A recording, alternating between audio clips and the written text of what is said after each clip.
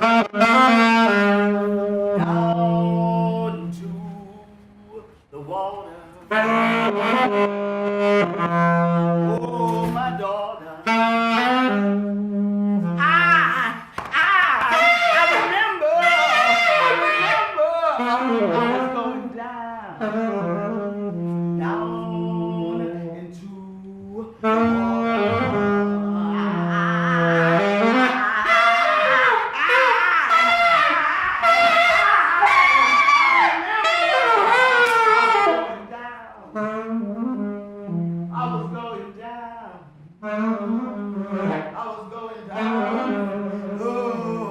into the the chilly water. I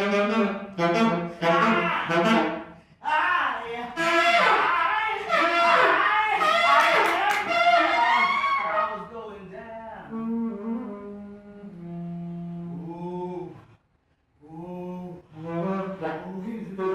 Into the chilly water. Oh, my daughter. And they took my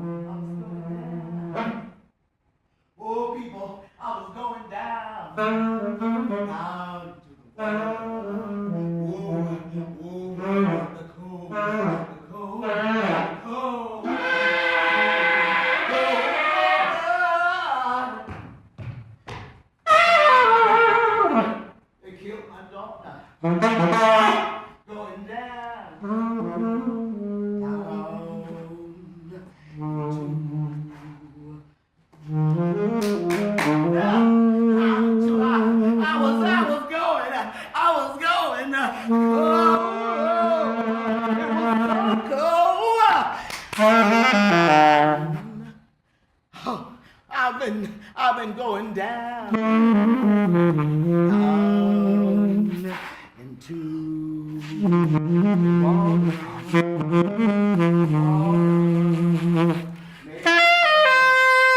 May I remember.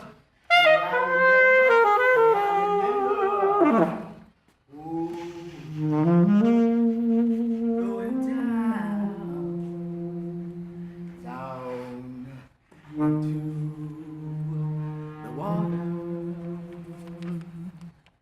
into down into the water. Good afternoon, I'm Rhodessa Jones. Welcome to Life on the Swerve. This is Life on the Swerve and talking about Once Upon a Time right now. So welcome you for being here. Thank you so much for being here. You can clap, I love it, come on. It's all right. It is a ritual, my friends. I am the founder and the director of the Medea Project Theater for Incarcerated Women, in cahoots with Idris Akamor, who's the executive director of Cultural Odyssey, San Francisco's own African-American premier theater company. And we're here with you this afternoon, and I'd like for you to help me call on the spirits and open the way with this Hindu prayer that I want you to repeat after me. Ready, everybody ready? Sit up, be ready to receive as well as to give. Feel me? May my body be cremated to holy, sacred ash.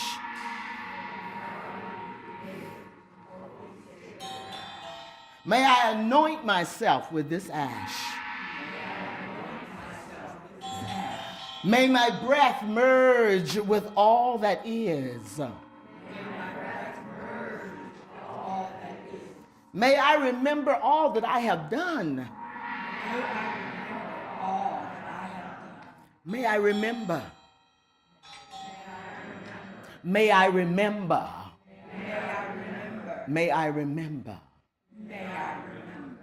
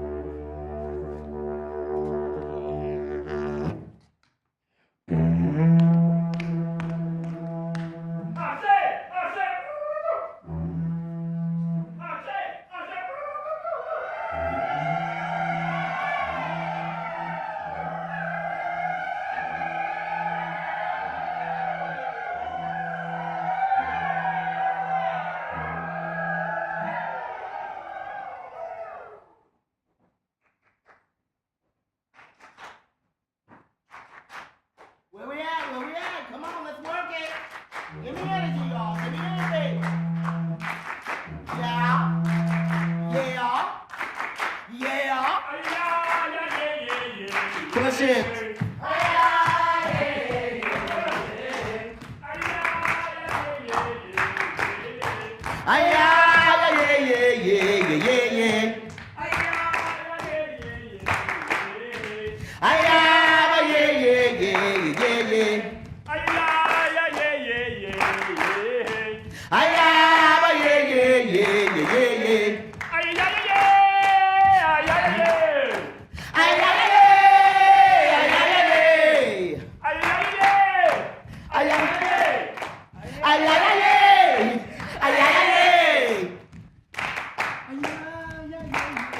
Let's work.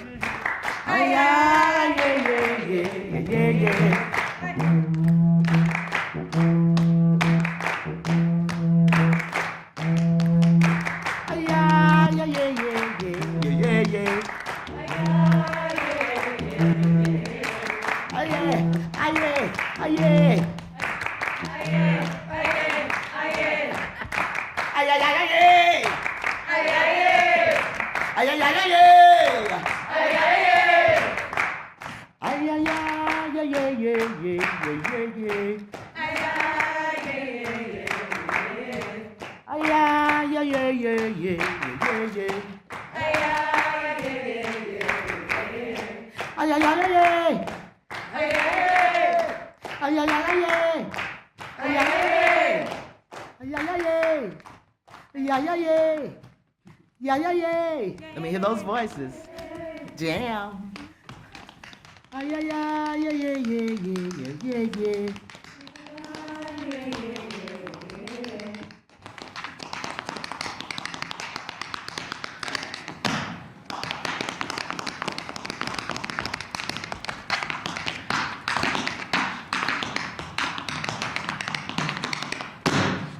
They call me Shoehorn Sims. That's my name. Tapping, playing, and rapping's my game. Tapping in my shoes, playing the blues, trying to reach each and every one of you.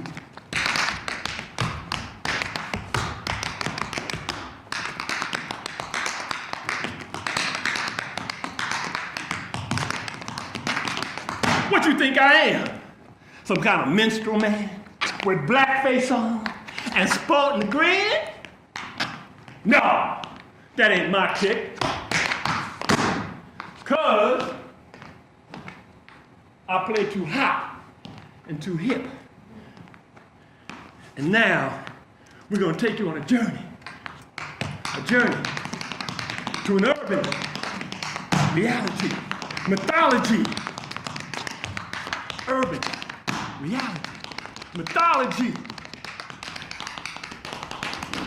urban reality, messenger, griot, demon, spirit messenger, demon. Charlie Parker was one of the messengers.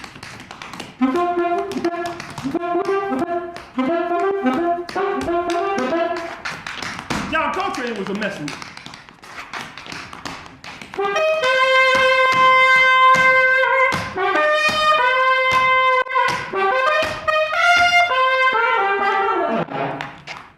Harriet Tubman was a messenger. Malcolm X was a messenger. Now, Rhodessa Jones, Medea Project, Theater for Incarcerated Women. Once upon a time, in a place called Now, Life on the Swerve, Rhodessa Jones.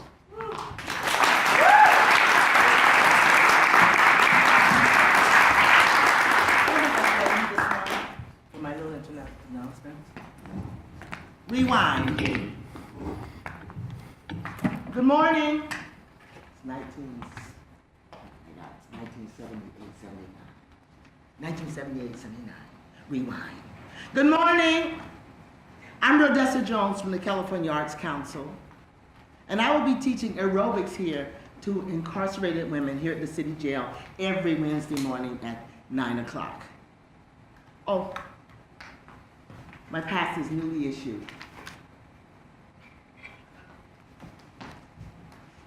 Sergeant, why would I want to sneak into jail?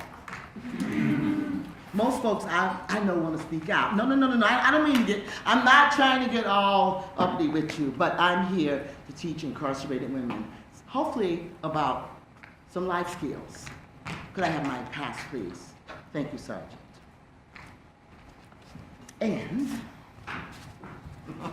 good morning, class, good morning, class, good morning, class, good morning, class, good morning, class, good morning. I want everybody to shake it out, shake it out, shake it out.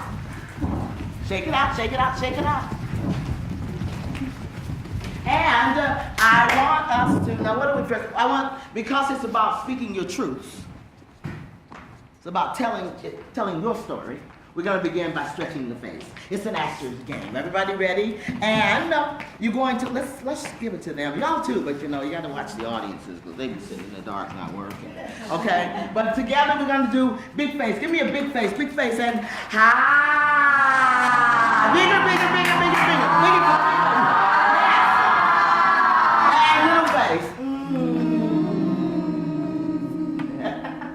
Again, big face.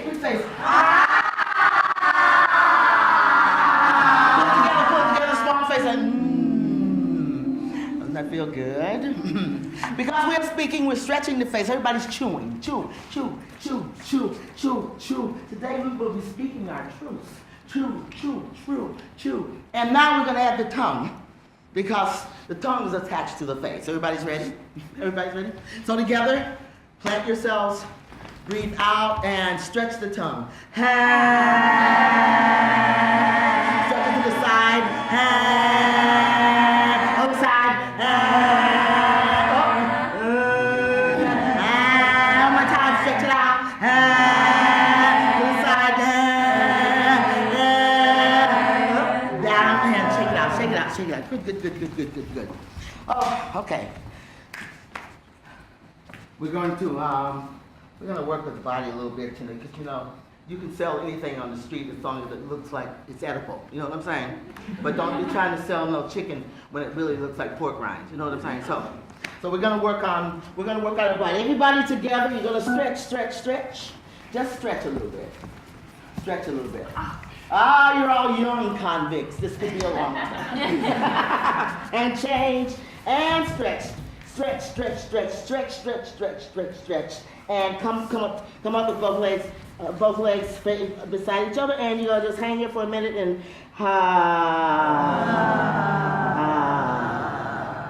and one more time, we're gonna stretch.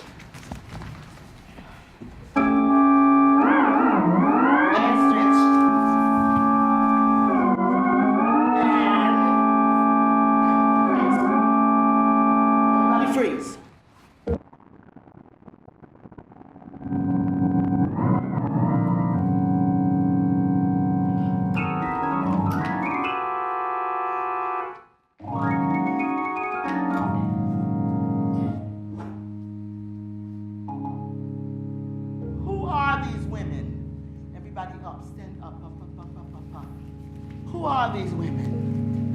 And we all point. And what are they to you? To you. Oh, they wear my daughter's face. My sister's face. My mother's face. And now I'm to believe in the 21st century my granddaughter's face? Who are these women? Who are these women? And everybody's going to help me greet Mama Pearl. Hi, Mama Pearl. Wave to Mama. Let me hear you. Mama Pearl's old now. She can't hear you. Hi. Come on in, Mama Pearl. Come on in.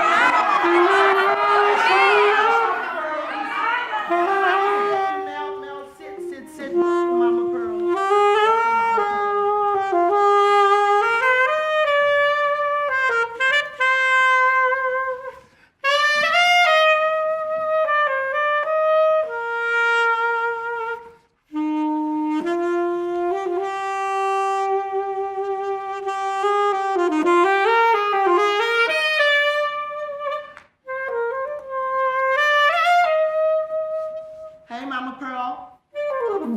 I missed you in class today.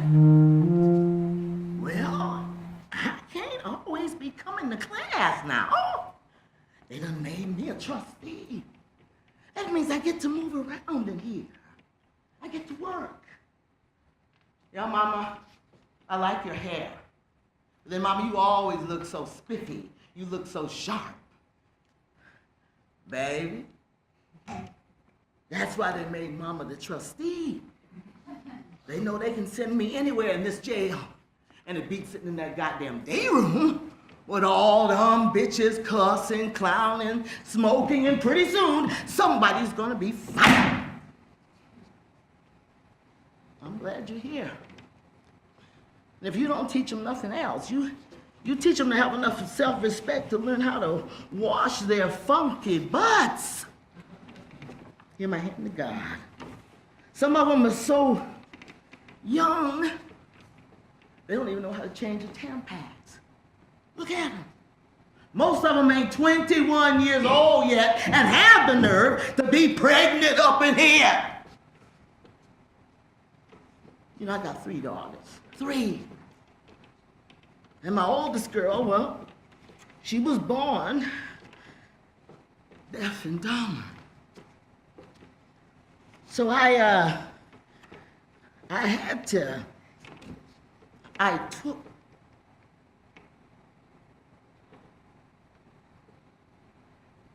some money from this place that I was working in. You know, I took that money so I could pay for my daughter's training so she could take care of herself despite her handicap. Now, these girls, they need somebody to help them understand that you ain't got to be in and out of jail to feel important.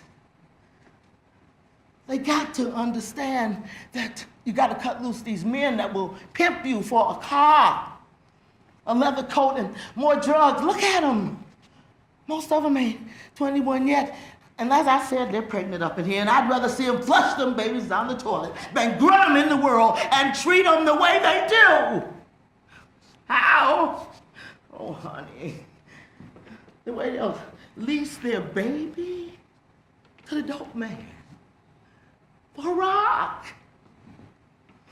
And then the dope man, oh honey, he gon' get busted. Police come in, boom, knock down the door, take his pitiful, raggedy ass off the jail, and then the baby, that baby is lost to Child Protective Services. Now, this ain't something I heard. I've seen this with my own eyes. And then these girls, they want to come to me crying about their babies. Mama Pearl, Mama Pearl. You know what I tell them? Take all that moaning and complaining, all that drama, take it somewhere else. Because when you was out there fucking, sucking, high out of your mind on cocaine, I did not get one thrill. I did not experience one thrill behind your bullshit. So take all that drama somewhere else. Now, this ain't something I heard. I've seen this with my own eyes. It's a hard line, ain't it? It's a hard line, I know. But in this life, I've learned you better come with something if you expect to get something.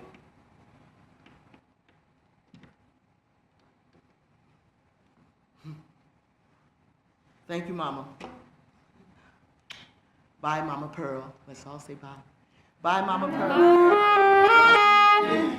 Take care of yourself. Bye, Mama Pearl. Rhodessa Jones. Let's hear it for Rhodessa Jones. Doing an excerpt from the award-winning play, Big Butt Girls, Hard-Headed Women, which was a precursor to the Medea Project, Theater for Incarcerated Women. Big Butt Girls premiered in 1989, followed by Reality is Just Outside the Window in 1990, the first production of the Medea Project Theater for Incarcerated Women, featuring none other than someone who is with us today. Please welcome one of the original Medea Project members and longtime repertory company members, Felicia Skaggs. Getting restless, getting bored with all that good old wisdom you have stored. Hear a calling from afar. Now, my little princess, how does it feel to be trapped in a jar? Can't shout or cry for help. Stuck in darkness, caught up in this rage and storm. Once a powerful princess, full of good old wisdom, now a fool, taking on a morbid form. Oh, what was I thinking? Where was my soundless mind? I never ever thought that I would stoop so low, and then suddenly, lower and lower. My casket, it goes almost to my grave. I never imagined that I would metamorphosize into a drug and alcohol slave. Where are you from? Nobody. Where are you from? You don't know. Where are you from? New York in the house in the east side. Where are you from? Baltimore. Ow. Baltimore. All right. Where are you from? Oh, honey, I love New Jersey. Yes, honey. Where are you from? Memphis. We got Memphis and New Jersey and all that stuff in the house. Well, I'm from Take It As It Comes. Get it how you live. Stack chips, but stay away from loose lips. I'm from, girl, where'd you get them shoes? And how'd you pull that dude? Now, where'd you get that car? And my so-called friends hating from afar. I'm from, oh, my baby daddy makes me sick. And seeing baby mamas get clowned by their baby daddies. I'm from hood parties, getting drunk off Bacardi.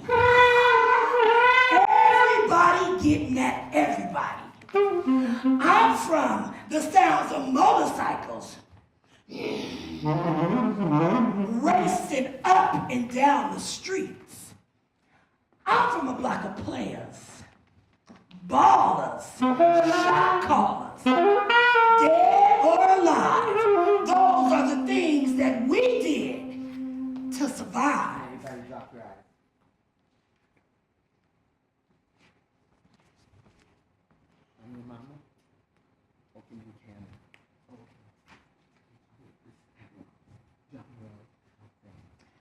I'm your mama, I'm your daddy, I'm that nigga in the alley. Want some coke, want some weed.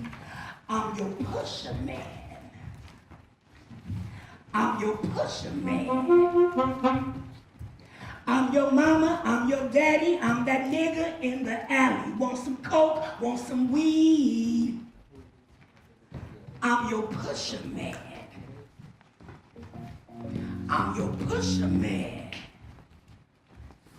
I'm your mama, I'm your daddy, I'm that nigga in the alley. Want some coke, want some weed. I'm your pusher man. I'm your pusher man. Oak and Buchanan was the block. Gotta work, y'all. Work.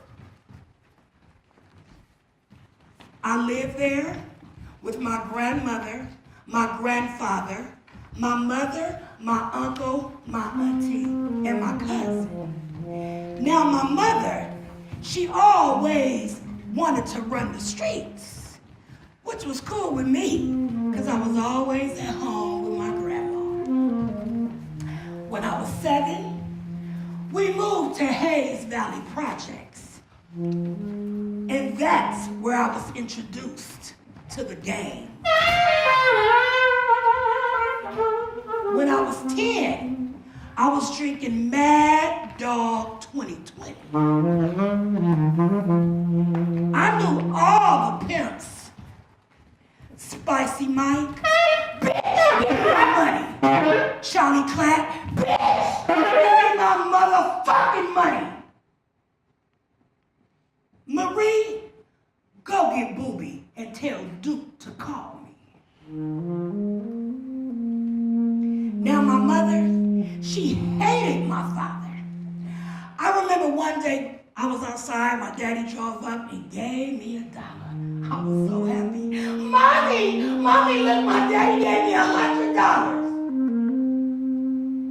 Girl, that ain't no motherfucking $100. That's $1. Your daddy ain't shit. Ain't never been shit.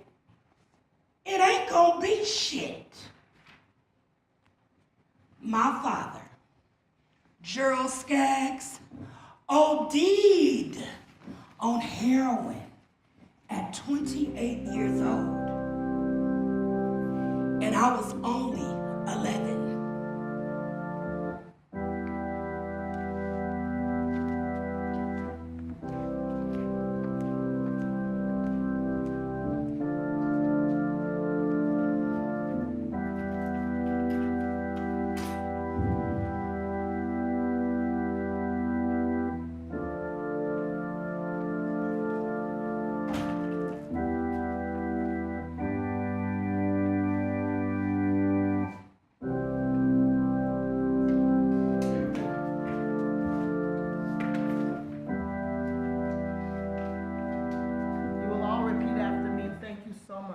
Relax.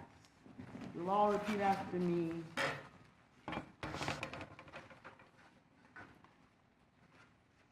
Once upon a time, when I first started, I love you.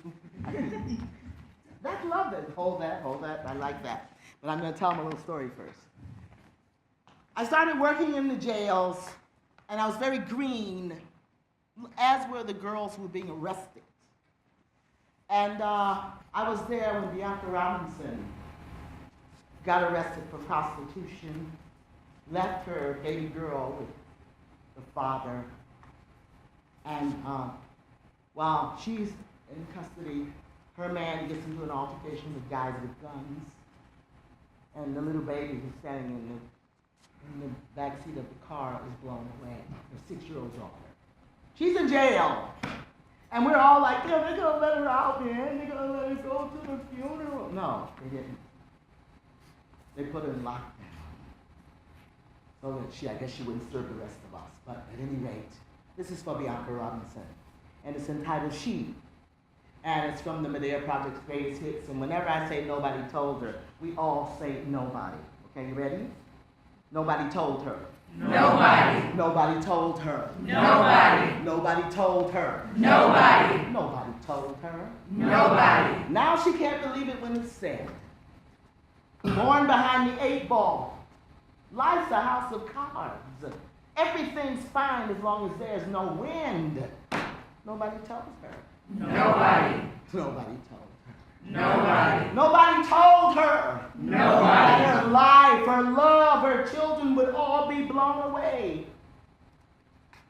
Nobody told her. Nobody. Nobody told her. Nobody. That the one waiting on the street corner, in the alleyway, in that hotel room, is the one who loses it all. Nobody told her. Nobody. Nobody told her. Nobody. That nothing much is expected of her. Therefore, she doesn't have to hope for much. Nobody told her. Nobody. Nobody told her. Nobody. Nobody told her that she's getting on that train. She's caught in the traffic. In that car. What is this thing? Where's the host row here in Madison or wherever, Ann Arbor? Is there a host row here? Detroit, you gotta make a living. You know it. It's okay. Can anybody name in Detroit, I'm sure. Host. Mission Avenue? Cass. Yes, thank you. Getting in that car, caught in the train. What is this traffic? Is it West Highway? Cass Street. 12th Street, Subic Bay. Nobody told her. Nobody. Nobody told her Nobody. that while doing time for prostitution, nobody told her. Nobody. Trying to get enough money to feed her baby, nobody told her. Nobody. That her baby's brains would be splattered on the backseat of a car in the Tenderloin. Nobody told her. Nobody. Nobody told her. Nobody. Nobody told her. Nobody. So how could she know? Nobody. Nobody. Thank you.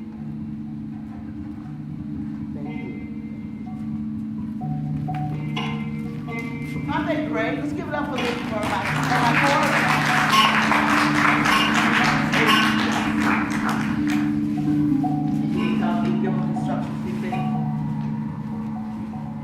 This next piece also involves all of us.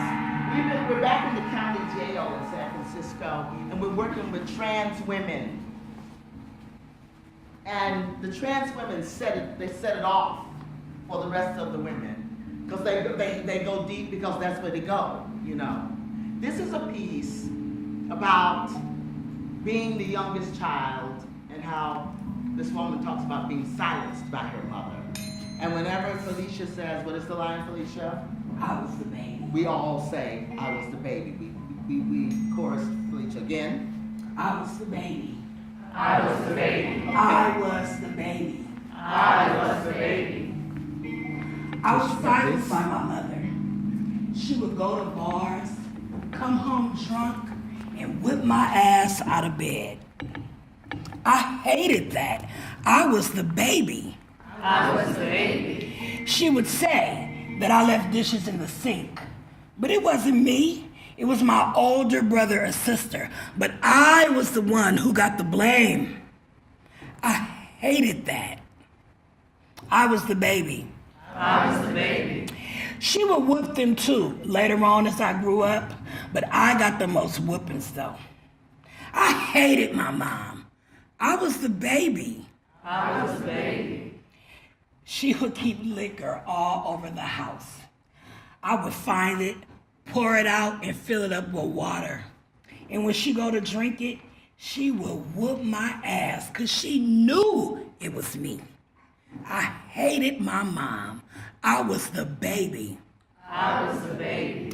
My mom would whoop me and she would tell me, no, stop crying. But she kept on hitting me though. So I got to the point, I stopped crying and that ticked her off. I was the baby. I was the baby. I was the baby. I was the baby. I was the baby. I was the baby. Don't do it. Don't do it. So now I'm about to do a song that I wrote. It's a rap. It's called Don't Do It. This was a rap that I wrote in my drug addiction. So I want to get my girls and my guys to come and help me.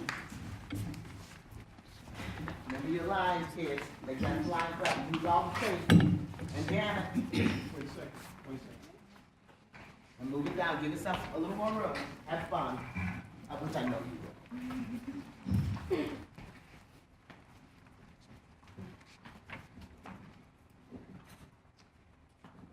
Now this is a rap about a girl who tried to base rock in and rocked her world. I said don't knock it until you try it. The next thing you know, the girl was behind it. She started out with just one point and said that would be her only point. But she went one step ahead.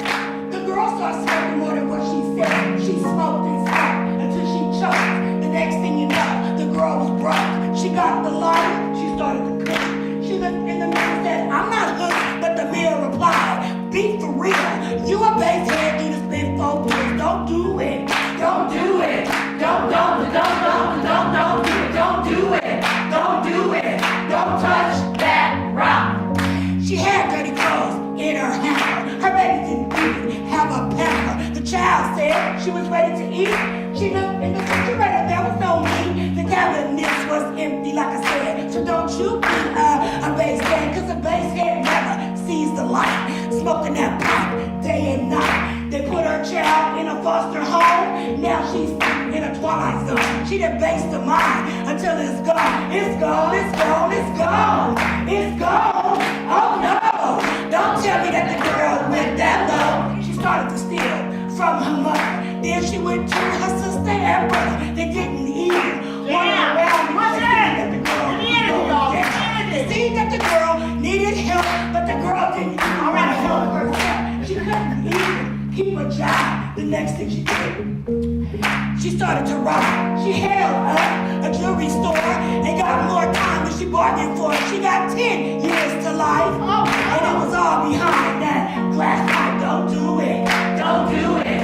Don't do it. Don't do it. Don't do it. Don't touch that rock. She used to be a pretty girl full of wisdom till the bass rock got in her system. A pretty girl built real fine till the bass rock it blew her mind. She went to jail without a bail, and now she's raising hella hell cause the bass rock is small but powerful.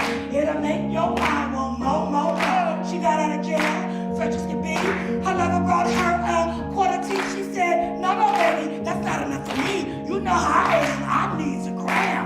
Now the rock is on its way to another sister to darken her day. Don't do it. Don't do it. Don't touch that rock. Don't do it. Don't do it. Don't touch that rock.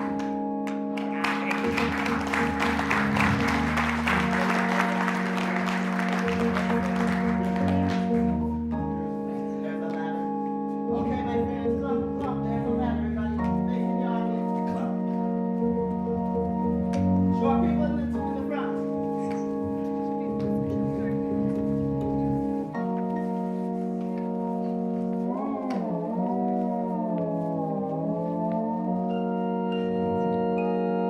Wakanda forever. All right, we're gonna do. Are you gonna leave it? You're gonna leave it. 1, 2, 3. Where we at? Can somebody breathe? There. Yes. Do it again. Start again. There is a ladder that you are longing to find that leads you to a higher ground.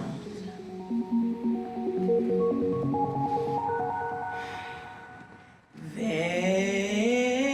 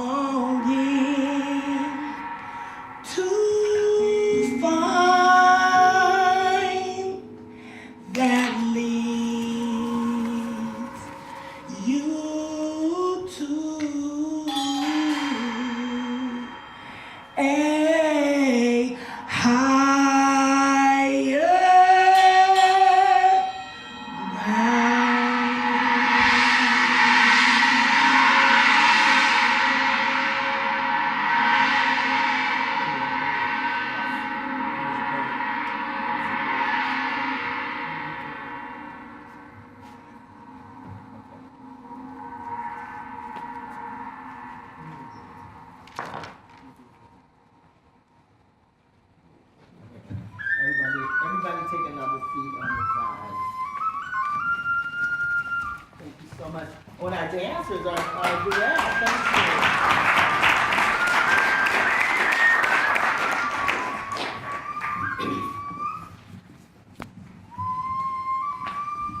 Can you guys update us?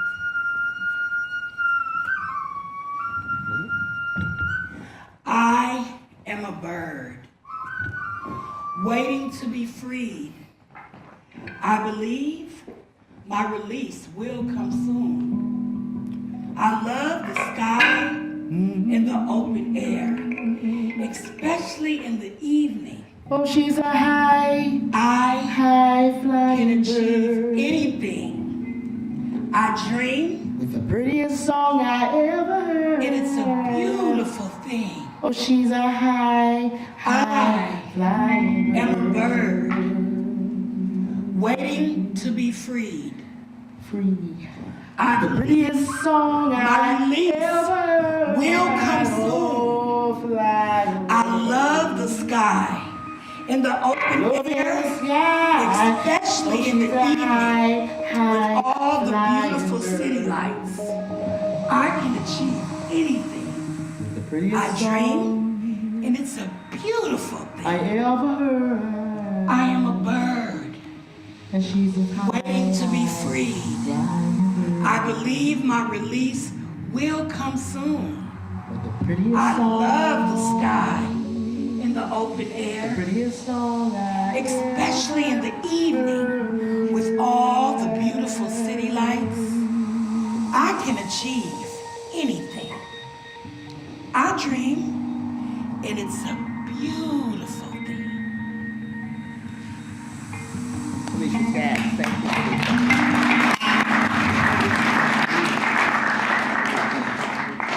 I was going to try to teach the matrilineage to everybody yesterday, but we ran out of time. This group would have got it, though, if we had more time.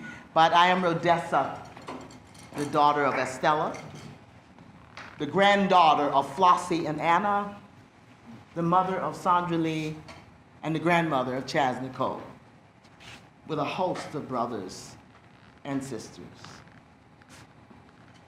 Studying theater for incarcerated women, I was trying to build it.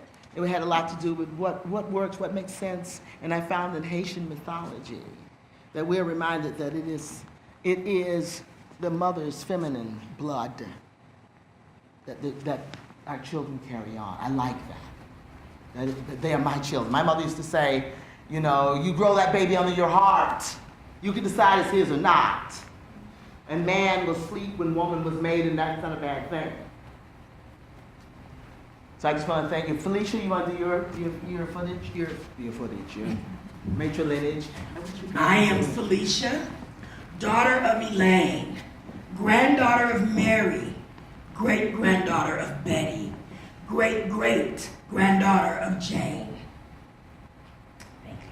Thank you so much. Let us all stand. Let's get about. You're thinking about it. I would just follow this guy. People call you first.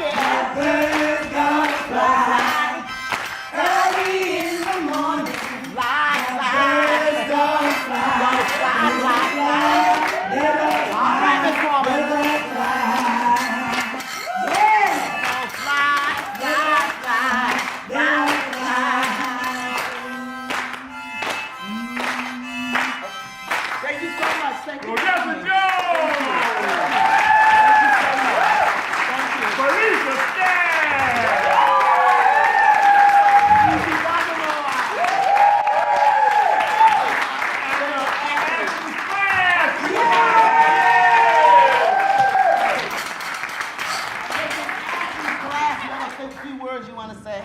I'm just so grateful. She just jumped in and started dancing. I will dance too.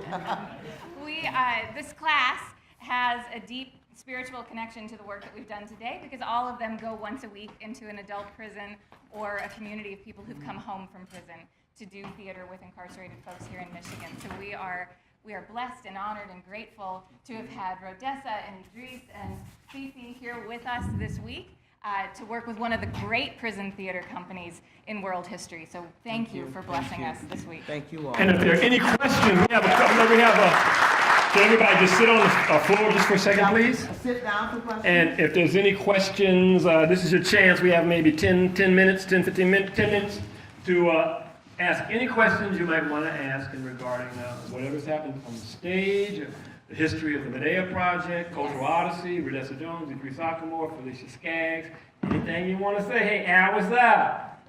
This gentleman right here he goes way back to my high school. High school, you high. In Chicago, lab school. Yeah. Is that Lisa? Come up here, Lisa. Come on up. You got to come up here. Come up. You got to come up here. Lisa traveled This to is South our- Africa with me twice. Our very, very, very good friend from the top. Lisa. Okay. This is big. Anyway, this is Lisa. Well, I'm hug you later.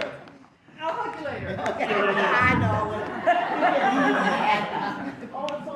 Lisa was with us in South Africa, where we were in South Africa from 2005 to 2012. And just so that you know a little bit, the Medea Project, of course, is a women's theater project. It always has been. And only recently did men allowed to be involved. Actually, the very first They time. won't go away. What are you gonna do? The very first time was when we did the My Life in the Concrete Jungle, 2005? Yeah, I think so. Yeah. 2005. And my band, Idris Akamore Ensemble, we did the whole sound score for My Life in the Concrete Jungle. And subsequently, Rhodessa met Rajni Musami, who is, had the urban festival in Johannesburg, and she invited Rhodessa and myself to come over to South Africa. When we got there, we went over to the Market Theater, which is Johannesburg's biggest and best theater, and we did Big Butt Girls, Yes. and one other. We did a repertory, but at that time we tested going into the jails, going into the maximum security women's prison and men's prison, and subsequently we got invited. Rhodessa got invited to come back Yes. to work in the jails, and I accompanied her because I was her assistant director, I was a driver, I was doing all that stuff. My musician. And we were just in there for it took us 7 years to get the trust, because this was the first time in South African history they allowed foreign artists to come inside the jail. I mean, it took us almost an hour to get into this maximum security prison. And once we were inside, we just had an amazing. Why don't you tell them about it? It's your problem. Also, when did Lisa come? Because Lisa came. When did you come, Lisa? I started coming in 2009, and I was with you 3 or 4 times until 2012. Yes. Yeah. And it was just life changing. It was life altering. There's no way around it. It was just first of all, the one thing that touched me greatly was that the South Africans, the Zulu is the biggest group of people. And it kind of tempered things a lot, especially in women's prisons, where the harshness wasn't so prevalent or visible, and sometimes just wasn't there because they all felt like they were connected to each other. When you look at something like 13 documentary here, and you want to know, how did all this happen? You know what I'm saying? And it's that not having a sense of family or community. But I think the Medea Project, we're changing all that, and that was why they wanted us to keep coming back. And they even wanted us to come to they wanted us to come to Cape Town and perform on the Parliament floor, because they wanted other people, other officials to see what we were doing. But at any rate, that was Lisa, and then Al and I. Al is another artist who he and I created an amazing program entitled Don't Go There, Television Without the Tube. And it was all about HIV and being either responsible or not, but it was really hysterically funny and wonderful. We had some really great actors who could be so nasty. And they would just piss the audience off. It's like, I'm gonna do what I wanna do, I don't care for your days. They're like, the audience would just get all in it. Like, see you, blah, blah, blah. And it was so wonderful. And I was the Oprah Winfrey character. And I think, but did you direct? You just directed us. No, I wrote it. Rhodessa actually directed a lot of it. And it's kind of a cross between a talk show and a soap opera, because the actors, like the people on talk shows, they would get mad, there would be conflict, but it was all scripted. And so, but the people, what was amazing was that the audience just lost any, just completely got into it. And they, even after it was over, they wanted to come up and tell the actors about how wrong they were. How irresponsible they were. Said, you're a murderer. I mean, but it was a great way to get people to talk about things that they really want. The hard things.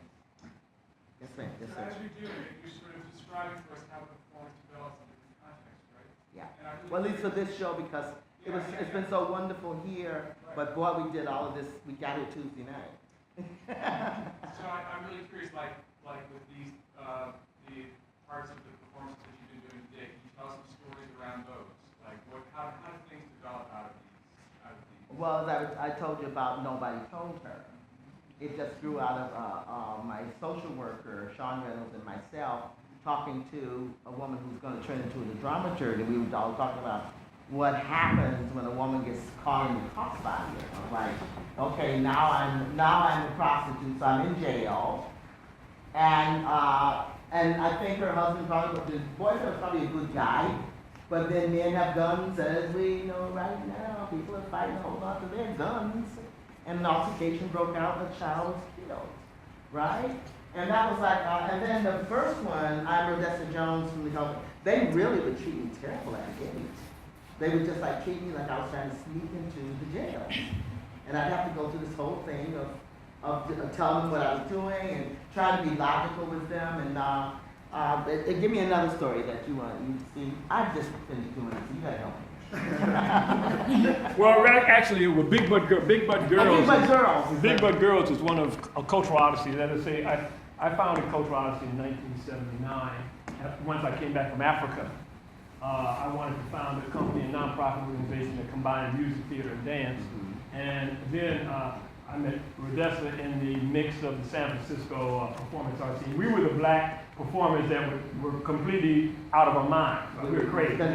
We were in the same milieu, and Whoopi was around the time. Robin Williams. Whoopi was in the milieu, and a lot of Winston Tong, and all these new performance artists. And I had my HIV sophomore in Cultural Odyssey, and Rhodessa was at the midnight series at the Eureka Theater had this midnight series.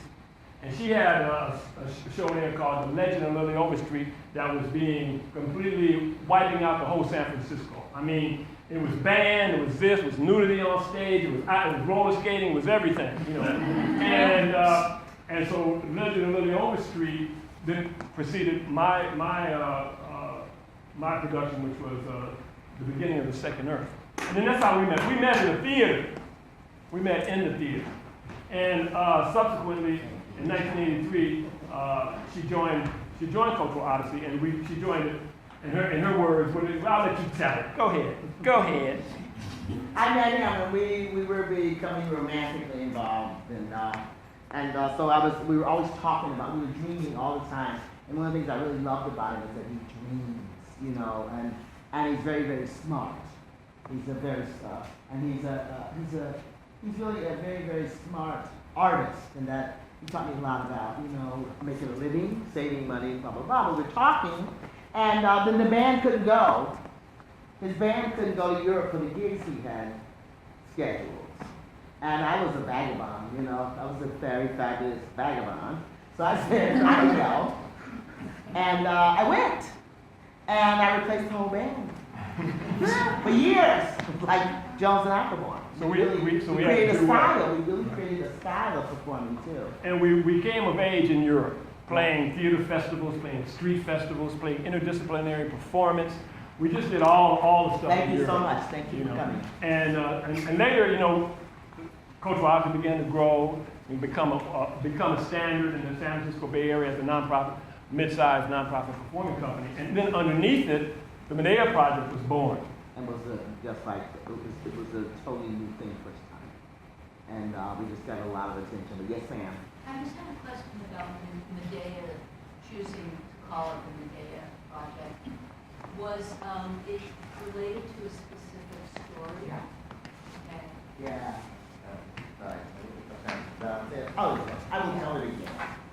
When I first started working, the very first year, the moment I brought into tonight, I'm Rhodessa Jones. The first, this was like into the third or fourth week of my working as an artist in the jails. And back behind the main cages was like some maybe there was 6 or 7 other cages back there for women. And I was one day, I had this whole rap, you know, okay, everybody, this is not a rehearsal, this is your life, you know, and they're like, yeah, right, whatever. The incarcerated women, the diets were so terrible, they were so depressed. All this stuff I sort of started to peruse, but I ran into a woman around the back who was already gone. She wasn't here any longer. And she was saying, only God can judge me. I'm waiting for God. And it was just like, whoa. And she was just sitting there. She wouldn't look at me, but I was the only person there. So I went out and they said that this was a woman who had smothered her baby in a cocaine rage because the father had asked her to leave because we found that our tolerance for alcohol is much, alcohol and drugs is much lower than men's. And so this woman who is a graduate of Berkeley, a brilliant African-American biochemist, falls in love with a working class hero. He's a bus driver. They both are doing a good living, but then they started doing cocaine on the weekends because that's what people did back in the day. And she got very strung out, and he realized that she was in trouble, but he just said, I want you gone. You shot to the curb. The corner don't want you. I want you gone. I want my baby, he said. I want my kid. And he storms out and, like, Medea. No, really, watch this. Watch this. And she did it. And then she had already, like, been judge, jury, and everything in her own case. And I began to think about it, all the information I had gathered about Medea, starting with Ellen Bernstein and Lorena McCurry and Virginia Passion. I'd seen that when I first left home. And so like all this stuff about Medea, and that's how the name sort of came to be, yeah. Yes, ma'am. You said that earlier this week that you were very impressed with For Colored Girls as Yes. a choreo poem. And I was thinking about what you did today as a choreo poem. Oh, wonderful, thank you. I was curious what the students felt or thought about being a chorus in the choreo poem and whether it created a different sense of collective response to be a chorus. Oh, yes. Yeah, I felt like being involved in that poem as a chorus, like we were all moving individually, but all together at the same time, and it was just like a really beautiful thing, and I thought that it really helped the message come across to the audience in a better way. It kind of reminded me of like in the Greeks like plays when there would be a huge chorus that was like, because the audiences were so big and they didn't have any microphones, and the chorus would like move to what the actor on stage was saying. It kind of like made me feel like I was like in Greece, like being a chorus. All right. Yeah. So it was super cool. I loved it. Thank you for your great work, everybody. It's wonderful. Anybody else comments? Want to chime in? Yes. I really liked it too because I felt like it helped me understand the poem not as like one person's words and what one person wrote, but as like a universal thought that everyone can relate to.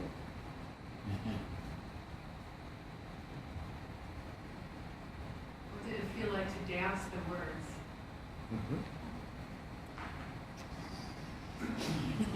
Fifi gave him so much freedom too. Yes. Yeah, Please tell us, because you were beautiful. Thank you. Well, this is the first time I'm ever on the stage. That's not true. I mean, I'm a dancer, but yeah, I'm a dancer, but I'm actually, well, I'm a PhD student. Yeah, I'm always on stage. But yeah, I think that before, it's like I've always had the opportunity to choreograph something, whereas this, I just let my body speak. So this was not choreographed, it's whatever I was listening to and whatever I was feeling at the moment. It's the play of my body, whatever my body was telling me to do. And I think that it was important for me to first learn it, right, and then see what I was coming about, and then just letting my body loose. Because whatever I did here was not what I did yesterday at the rehearsal. And I think the fact that even the second take, it was a completely different language that my body was interpreting. So for me, it was to express a freedom that I don't get to express every day, because I'm just bounded by books and being very theoretical every day. So. For me, it was listening to her sing and knowing that there was this like mass amount of motion that was all in sync behind me. It felt like it gave me the energy to express her voice in the way that the best I could. And again, it was improvisational, just like Sergio, but it was very cool to just like be in the moment in that aspect and really try to interpret as we went along, which is cool. They're quick learners. I told Rhodessa yesterday, I said, they're going to get it. This was before I even met them. I just felt it in my spirit. We walked in that class and they was, bam, on it. I said, I told you, bro. I just knew it. I knew it. You guys were great. I'm going to pack y'all up and take y'all back to Oakland. And one of the things about the chorus, you're all right. You're also right, because it was like I was one of the first books that was written about my work, Being Afraid. She is the one that really started to talk to me about. She was telling me about the chorus and what I was doing. I was like, am I? Wow. and it's grown. It has grown, the chorus. And the Sheriff's Department, the Medea Project was a vehicle to get the women out onto a public stage. They just didn't do it in the jails or in the church. I say to the public still, I didn't want to do the Negro Auxiliary Vault. I wanted to do main stage work with incarcerated people. And we killed, and the sheriff, Mike Hennessy, he's since retired, but Mike said, I just want to keep them all on, I didn't see them all. He said, at all times, we're going to have all the people on stage, all of the women. And that was when we really kicked into the chorus. And today I really loved it that y'all were like with me, like stand up. If we had had another week or so, it would have been amazing what we could have done. But the sheriff, that was the only thing he asked. He said, I just want to be able to see them to protect them. It wasn't that they were going to run away. He said that somebody could find out that they are here outside of the jurisdiction of the county jail, and somebody with an axe to grind could get in and hurt somebody. So he said, just make sure that, because all my deputies were out front from the Sheriff's Department. And as we said the other day, that people would come into the theater and they would say, oh my God, this is really performance art. And because that'd be the deputies, they were like real cops that were like circling the stage with their radios. They're like, oh my God, those guys are just like cops. It's like, yeah, but it was just really, really, and it became a real invention. And then as we've been talking this week, the Greek chorus is so, it's just so vital again to culture, again to how we listen to things, and it's easier sometimes if I think it's what spoken word does for people. It's like, it gives you this sense of everybody's listening to this, everybody has this groove. That is necessarily true. So one last question, you want to do one last question? One more question before we break up? Oh, okay, two. I just wanted to thank you for coming, and I first saw you, I think 4 years ago at my church when you performed at the SBS, and I had the opportunity to drive in the car with you, and getting to know you, just an incredible experience for me, and I just really want to thank you so much. Well, thank you.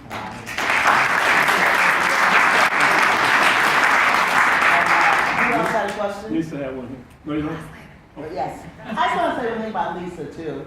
Lisa, you came to South Africa, what, twice, 3 times? 3 or 4 times, yeah. Yes, and we stole this amazing banner from the Women's Festival in our high heel shoes. It was like we snuck down the stairs. We had to climb up, and Lisa had these beautiful eyes. I was like, boy, I figured busted. This is really fun, but we did. I still have the banner. Thank you, Lisa.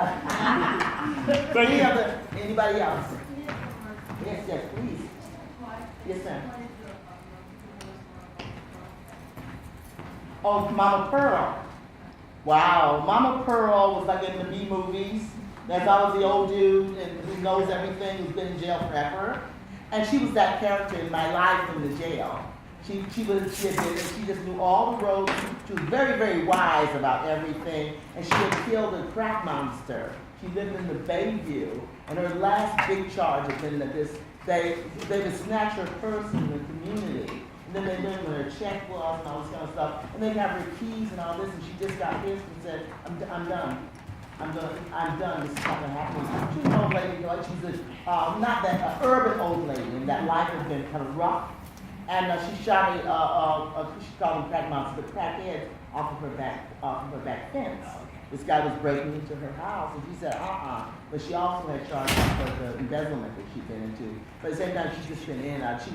She was wonderful, and she was also a lesbian. She was a hottie. You know, she had all the hot young women like this. But she was this old lady that could have been any of. I think she's a goddess. I feel like she led me through a lot of different. She told me what to do. She said, "This is what you got to do."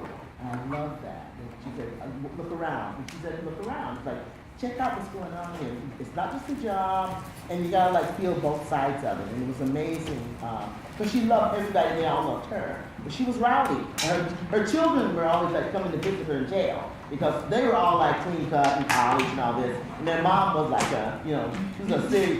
she was a gangster. Like Emmett Till's mama, she was a gangster. You know what I'm saying? So but Mama Pearl, then she finally got out. She finally got out, and I saw her about 12 years ago now, and she had gotten out, and she had this amazing voice like a rock. And she would yell, I'm going to tell you. And I loved her. No, she was the oldest woman in the jail. And like in films, like I said, it's the old con that knows all the tricks, and she was that in my life, just being an artist in the jail. Yeah. Thank you so much for coming.